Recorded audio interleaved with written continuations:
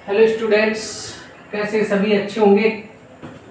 आज हम बात करेंगे एक्चुअल कंडीशन ऑफ श्रीलंका की, यानी कि श्रीलंका की एक्चुअल कंडीशन कैसी थी, यानी कि कितने कॉन्फ्लिक्ट हुए, विवाद हुए आपस में, जो कम्युनिटीज थी उनकी नहीं बन रही थी, फिर भी श्रीलंका की गवर्नमेंट की स्थिति कैसी रही उसके बारे में हम स्टडी करेंगे।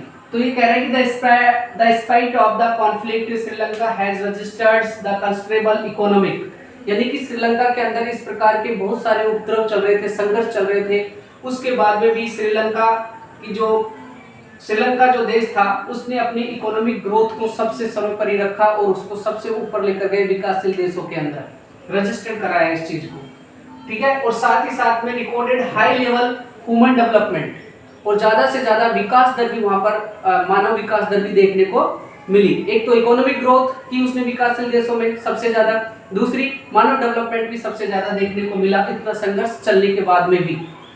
One of the first developing countries to have the successfully control the rate of growth, ये कह रहा है कि ये पहला देश बना जो डेवलपिंग कंट्री के अंदर पहला देश बना जिन्होंने जो पॉपुलेशन ग्रोथ थी उसको कंट्रोल किया, यानी कि पॉपुलेशन ग्रोथ को कंट्रोल करने वाला विकासशील देशों में पहला देश जो बना वो श्रीलंका बना।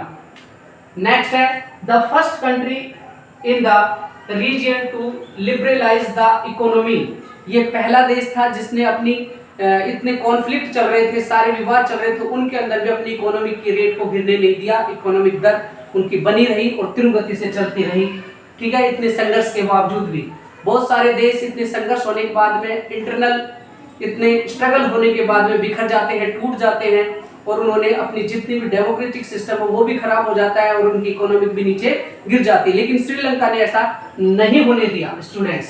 तो ये इंपॉर्टेंट कंट्री कितना स्ट्रगल करने के बाद में भी अपने आप को सर्वोपरि रखा इसने। नेक्स्ट है it has had the highest per capita GDP for many years right the through the civil war, civil war होने के बाद में भी कई सालों तक इसकी जो जीडीपी रही विकासशील देशों में वो सर्वोपरि रही, यानी कि जो विकासशील देशों की पर कैपिटा जो जीडीपी थी उसमें भी इसने ग्रोथ करके रखा और सबसे ऊपर अपना योगदान दिया।